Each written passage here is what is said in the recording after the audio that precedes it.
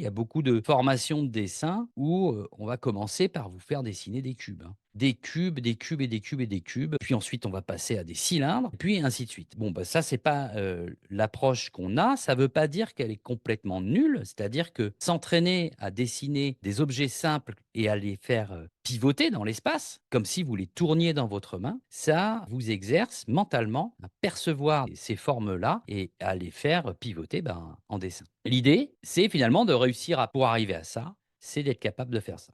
Ce cube-là et ce cube-là, bah, ne sont pas orientés de la même façon, ce qui va nous permettre de voir la torsion qui s'effectue ici, entre le buste et la tête qui ne regardent pas dans la même direction, hein. Il y a des faces qui regardent dans des directions différentes. Voilà, parfois on va vous parler de cylindre, parfois, ben, on va résumer, une cuisse, plutôt comme une sorte de cône tronqué, vous voyez?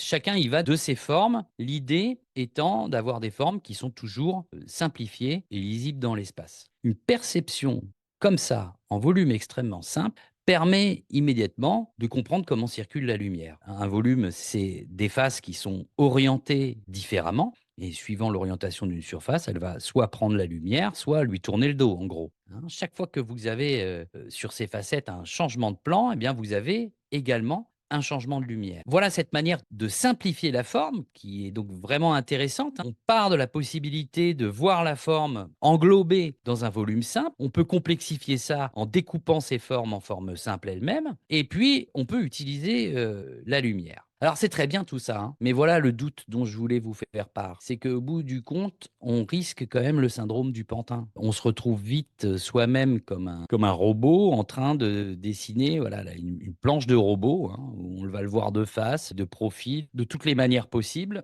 Mais au bout du compte, est-ce que ça rend réellement compte de ce qu'on a devant les yeux? Bah là, on est au XVIe siècle et les principes sont déjà là. Et vous voyez bien que ça n'a rien à voir avec l'espace dans lequel c'est posé, hein. Il y a quelque chose qui résiste. Ce que je voudrais dire, c'est que vous pouvez utiliser ces éléments-là pour guider votre compréhension. Mais pour moi, ce n'est pas une méthode pour dessiner d'observation. Et c'est très important parce que c'est ce qu'on voit beaucoup sur Internet. Sur YouTube, vous allez trouver des gens qui vont vous apprendre à dessiner comme ça. C'est très bien, mais une fois que vous avez votre bonhomme au cédar, là, qu'est-ce que vous pouvez bien foutre avec ça? Comment est-ce que vous allez pouvoir insuffler de la vie là-dedans? Vous aurez Pinocchio, au mieux, mais vous n'aurez pas ce monde sensible que vous avez sous les yeux. Donc, ce que je trouve intéressant dans ces démarches-là, parce qu'elles sont intéressantes, c'est de les utiliser à côté dans votre dessin. Des petits schémas qui vous permettent de comprendre. Et une fois que vous avez compris, vous essayez de voir comment vous pouvez mettre ça en pratique quand vous dessinez. Mais si vous vous mettez à faire cette structure-là pour ensuite l'habiller, bah vous n'aurez pas mieux que ça. Un bonhomme dans sa boîte habillé avec un costard.